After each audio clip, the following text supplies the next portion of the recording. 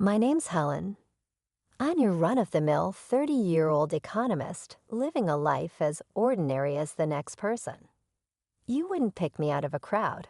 Average height, average weight, brown hair, brown eyes. I'm as regular as they come. I've always been a wallflower in the world of romance, never quite stepping into the spotlight. Men never seemed to find me particularly captivating, and to be honest, I didn't mind. I had my job at a big company, my ever-growing collection of books, and my small but tight-knit group of friends to keep me company. One day, my friends who were more outgoing than I could ever hope to be, decided that I needed to get out more. "Helen, you've got to get out of that shell of yours," they'd said. And despite my protests, I found myself agreeing. So I went, fully expecting to spend the evening tucked away in a corner with a glass of wine for company. At the party, amidst the cacophony of loud music and louder conversations, I noticed a tall figure weaving his way through the crowd towards me. It was a man, and not just any man. This guy was the kind of handsome that made you do a double take. His name was Ryan, and he had a certain charisma about him that was hard to ignore. I was surprised when he approached me. Men like him didn't usually notice women like me. "Hey, mind if I crash here?" he asked, pointing to the vacant chair next to me. His voice was deep, and his tone was casual, like we'd been buddies for years. I looked around, thinking he must have mistaken me for someone else. "Me?" I asked, pointing to myself. He let out a hearty laugh that somehow managed to rise above the party's noise. "Yeah, you. You ain't holding this seat for some knight in shining armor, are you?" "No, not at all," I replied, still taken aback by his forwardness. "Please have a seat." And so he did. We started chatting, and I was taken aback by how easily the conversation flowed. He was an engineer, had an odd fondness for 19th century literature, and his sense of humor was as dry as a bone. He was easy to talk to, and for the first time in a long time, I felt like I was being seen. "Helen, can I ask you something?" he asked a couple of hours into our conversation. "Sure, Ryan, what's on your mind?" "Why are you single? I mean, you're intelligent, you've got a wicked sense of humor, and you're not half bad to look at." "Yeah, don't give me that look." "You're a catch," he said as I started to protest. I blushed, not used to such compliments. "I guess I haven't found the right guy yet." I gave him a knowing smile. "Well, maybe your luck's about to turn."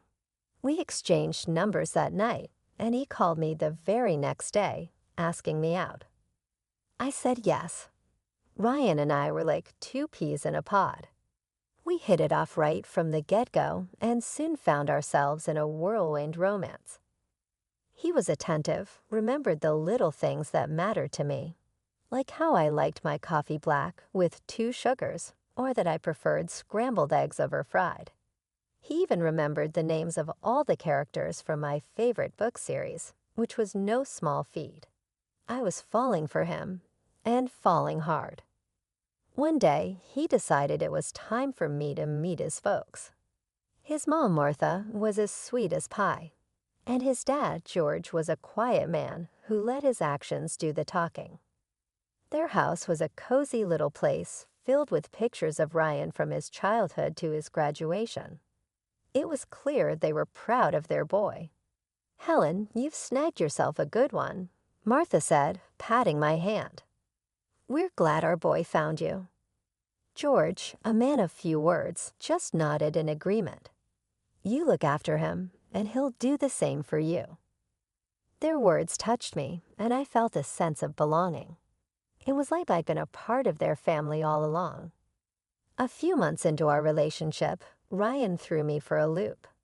We were having dinner at our favorite restaurant when he suddenly got down on one knee. "Helen, will you marry me?" he asked, his eyes filled with hope. I was taken aback. We hadn't been dating for long, but it felt right. I looked into his eyes and saw a future I wanted to be a part of. Yes, Ryan, I'll marry you. Our wedding was a simple affair, just the way I liked it. We didn't need a big, fancy shindig. We just needed each other. My dad was over the moon. He took to Ryan like a duck to water and was thrilled to see his little girl so happy. "You've done good, Helen," he said, giving Ryan a hearty pat on the back.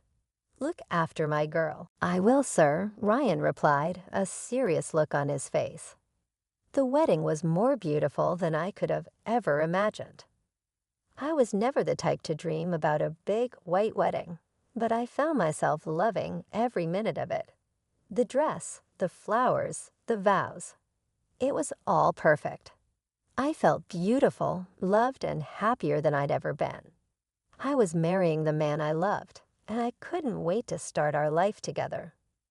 As we were leaving the church hand in hand, Ryan turned to me and said, "Helen, I've been thinking. I want us to move in with my folks. They ain't getting any younger, and they could use our help." I was surprised, but I agreed. I liked Martha and George, and I wanted to do my part. I was ready to start this new chapter of our lives. Little did I know, things were about to take a turn I never saw coming. We packed up our stuff and moved into Ryan's parents' old house. The place was ancient, a relic from another era, and it showed. The paint was peeling off the walls, the floors creaked with every step, and the roof leaked when it rained. But it was home, Ryan's childhood home, and now it was ours. Martha and George were over the moon to have us. They showered us with love and affection, so much so that it sometimes felt like they were laying it on a bit thick. But I shrugged it off, figuring they were just happy to have us around. "Darn good to have you here, Helen," George would say, clapping me on the shoulder with a grin. "The house has been too quiet without you." Martha, always the doting mother, would fuss over us, making sure we were comfortable and had everything we needed. "You two just make yourselves at home," she'd say, bustling around the kitchen. "This is your home now, too." I was touched by their warmth and generosity, even if it did feel a bit over the top at times. I felt like I was part of their family, and I was excited about starting this new chapter of our lives. But then, a few weeks into our stay, Ryan dropped a bombshell. We were sitting at the dinner table, picking at our food, when he cleared his throat and said, "Helen, we need to talk." I looked up, surprised. Ryan was usually so easygoing, so laid back. To see him so serious was unsettling. "What's up?" I asked, my heart pounding in my chest. "The house needs repairs, Helen. Serious repairs. The roof, the plumbing, the wiring, it's all shot. Mom and Dad can't afford to fix it." I was taken aback. I knew the house was old, but I didn't realize it was in such bad shape. "So what do we do?" I asked, my mind racing. Ryan looked at me, his eyes pleading. "I was thinking maybe we could help. Use my salary and part of your savings to pay for the repairs." I was floored. My savings were meant for our future, for a house of our own, for our kids' education. To spend it on fixing up Ryan's parents' house, it was a lot to ask. But then Martha started crying, and George looked at me with such hope in his eyes. I couldn't say no. So I agreed. I agreed to use my savings to fix up the house. It was a tough decision, one that I wasn't entirely comfortable with. But I did it for Ryan, for Martha and George. I did it because it was the right thing to do. The moment the renovations on the old house kicked off, the bills started rolling in like an avalanche.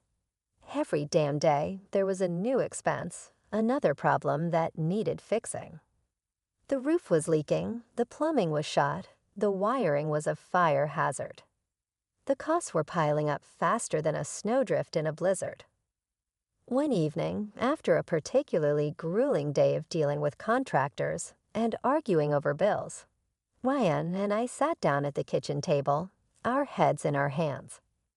The burden of our financial troubles was bearing down on us like a 2-ton weight, and we were both feeling the strain. "Helen, we're in deep," Ryan said, his voice heavy with worry. "These den repairs, they're sucking us dry. We can't keep this up." I sighed, rubbing my temples. "I know, Ryan, I know, but what choice do we have? We can't just stop now. The house is a wreck. It's not safe for your folks." Ryan nodded and then dropped another bombshell. "Helen, there's something else," he said, avoiding my gaze. "I've been demoted at work. My pay's been slashed. I can't put in as much for the repairs as we planned." I was floored. "What? When the hell were you going to tell me this, Ryan?" I asked, my voice rising in disbelief. "I didn't want to stress you out more," he said, finally meeting my gaze. "I thought I could handle it." "Well, you thought wrong," I snapped, my anger flaring up. "Now what are we going to do?" We were in a real tight spot. My savings were dwindling, the bills were piling up, and now Ryan was pulling back on his share. I felt like I'd been sucker punched. Martha and George, Ryan's folks, were worried too. They could see the stress etched on our faces, hear the worry in our voices. They felt guilty, I could tell. They didn't want to be a burden, but they didn't know how to help. One evening, after yet another heated discussion about money, George pulled me aside. "Helen," he said, his voice gruff, "I want you to know we appreciate everything you're doing for us. We know it's hard on you." I looked at him, tears welling up in my eyes. "George, it's not your fault. We want to help. We just didn't realize how much it would cost." George nodded, his eyes sad. "I know, Helen. I know, and we're grateful. But we don't want you two to ruin yourselves over this. It's not worth it." I hugged him, tears streaming down my face. "George, your family. You're worth it." Despite the financial strain, despite the stress and worry, I didn't regret our decision. We were helping Martha and George, and that was what mattered. Money was tight, yes, and times were tough, but we were doing the right thing. We were taking care of our family, and that was priceless. In the end, we managed to scrape by. We tightened our belts, cut back on our expenses, and did everything we could to save money. It was hard, but we made it work. We finished the repairs, and the house was safe and comfortable once more. To celebrate, my in-laws, Martha and George, threw a fancy dinner. The food was great, the wine was flowing, and everyone was in high spirits. But then, out of nowhere, Martha started sobbing, her tears falling onto the white linen tablecloth. "We've done something terrible," she sobbed. Her voice choked with emotion. "We mortgaged the house. 200 grand. We have 2 months to pay it back, or we lose everything." The room plunged into stunned silence. The words hung in the air like a thick fog, obscuring the joy and mirth that had filled the room just moments ago. I could feel my heart pounding in my chest, the magnitude of the situation sinking in. 200 grand, the number seemed astronomical, a figure so large it was hard to comprehend. "Why would you do something like that?" I managed to ask, my voice barely audible over the deafening silence. The question hung in the air unanswered as Martha continued to sob inconsolably. George finally spoke. "We didn't have a choice, dear," he said, his voice somber. "Some years ago, I got into a difficult situation. It was a matter of life or death. We thought we could handle it, but we were wrong." As the reality of the situation began to sink in, I turned to my husband, Ryan, seeking some form of reassurance. But he just sat there, his face as white as the pristine tablecloth, his eyes wide with shock. "We're screwed," he finally muttered, his voice barely a whisper. "We can't pay that back. Not in 2 months." Then, as if a switch had been flipped, Ryan's demeanor changed. His shock gave way to a cunning glint in his eyes. "Your dad could help us out, right, Helen?" he said. "He's got money." I felt a wave of disbelief wash over me. "You want me to ask my dad for money?" I asked incredulously. "That's your solution?" Ryan's face hardened, his eyes cold and calculating. "Why not? He's got more than enough. He wouldn't even miss it." "I can't believe you're suggesting this," I retorted, my temper flaring. "My dad worked hard for his money. It's not our place to ask him for help." Suddenly, Martha and George were on Ryan's side, their faces morphing from loving parents into stern accusers. "Don't you care about us, Helen?" Martha asked, her voice filled with disappointment. "Don't you want to help us?" The pressure was immense. I felt cornered, trapped. "Of course I care, but—" My voice trailed off. "But nothing," Ryan interrupted, his voice devoid of any warmth. "You either help us or you don't. It's as simple as that." Tears welled up in my eyes, blurring my vision. I was being manipulated, coerced into making a decision I didn't want to make. But in the face of their relentless pressure, I saw no other choice. "Fine," I conceded, my voice barely a whisper. "I'll ask my dad." A wave of relief washed over Ryan's face. "Thank you, Helen. You're saving us." But I didn't feel like a savior. I felt like a pawn in a cruel game of chess, maneuvered and manipulated at will. As I looked around the room at the faces of my new family, a pang of regret pierced my heart. What had I gotten myself into? The night that was supposed to be a celebration had turned into a nightmare, and I couldn't help but wonder what the future held for us. I remember the day as if it was yesterday. I was sitting across from my father, asking for a favor. I needed to borrow money to pay off my in-laws' debt. His eyes, usually full of warmth, were serious as he listened to my plea. "I'll lend them the money, Helen," he said after a long silence. "But only if Ryan signs a receipt." I was taken aback. A receipt? It seemed so formal, so cold. But I understood his reasoning. He was a businessman, after all. He believed in doing things the right way, in black and white. Ryan, however, was clearly unhappy with this decision. He grumbled and complained, but eventually agreed. He borrowed $200,000 from my father, against a receipt drawn up according to all the rules. The money was used to pay off his parents' debt for the house. And then, just as we thought things were getting better, tragedy struck. My father passed away suddenly from a heart attack. I was devastated. I had lost my rock, my support system. I had to prepare for his funeral, all while dealing with the shock and grief of his sudden passing. It was a challenging time, to say the least. One day, I returned home earlier than usual. I needed a break from the funeral preparations, from the condolences, from the sea of sorrowful faces. As I walked in, I heard voices coming from the living room. It was Ryan, Martha, and George. They were talking, their voices low and hushed. I quietly walked towards the living room, my heart pounding in my chest. I stood behind the door, listening to their conversation. They were talking about me, about the money, about the receipt. "We've done it, Ryan," I heard George say, his voice filled with glee. "We've fooled her. We've gotten the money to repair the house and pay off the debts." "I'm tired, Dad," Ryan replied, his voice full of disgust. "I'm tired of pretending. I'm tired of living with her. I want a divorce." "But what about the receipt, Ryan?" Martha asked, her voice stern and commanding. "We need to get rid of it first," Ryan assured her confidently. "Only then can you divorce her." "Don't worry, Mom," Ryan said confidently. "I'll take care of it.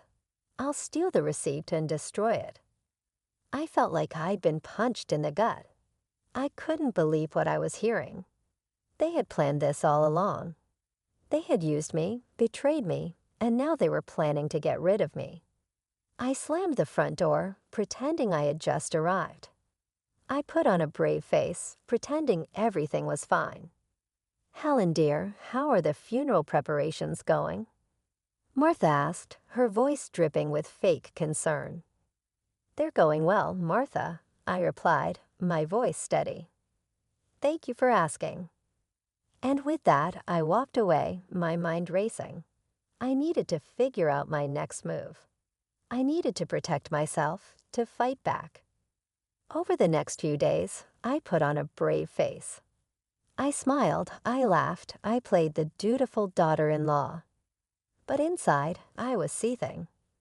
I was hurt, I was angry, and I was determined to make them pay. The day of my father's funeral was a blur of tears and condolences, a whirlwind of sadness that left me drained. But as the last of the mourners left and the sun began to set, the real storm was only beginning. Back at the house, Ryan, his parents, Martha, and George, and I gathered in the living room. The air was thick with unspoken words, the silence only broken by the occasional clink of ice against glass as Ryan swirled his drink. I watched them from the corner of my eye, their faces a mask of sympathy and concern. But I knew better. Suddenly, Ryan broke the silence. "Helen," he said, his voice cold and hard, "you need to leave." I turned to him, feigning surprise. "What?" I asked, my voice shaky. "You heard me," he said, his voice even colder. "You need to leave. This is my parents' house, and you're not welcome here anymore." Martha and George nodded in agreement, their faces hard. "We've put up with you for long enough, Helen," Martha said, her voice dripping with fake sweetness. "But we don't need you anymore." "And what about the house?" I asked, pretending to be shocked. "The money I lent you for the house." Martha laughed, a harsh, cruel laugh that echoed around the room. "This house," she scoffed. "This house is ours, Helen, and you have no place here." Ryan joined in her laughter, a cruel smile playing on his lips. "And about that money, Helen," he said, his voice filled with mockery. "I found those receipts at your father's house, and I destroyed them." His words hung in the air, a declaration of his deceit. But instead of breaking down, instead of giving in to despair, I did something unexpected. I laughed. My laughter filled the room, a stark contrast to the heavy silence. Ryan, Martha, and George stared at me, their faces a picture of shock and confusion. You knew." Ryan stammered, his face pale. I nodded, my laughter subsiding. "I knew," I said, my voice steady. "I knew about your plans, about your deceit." But the receipts," George stammered, his face pale. "We destroyed them." I shook my head, a smile playing on my lips.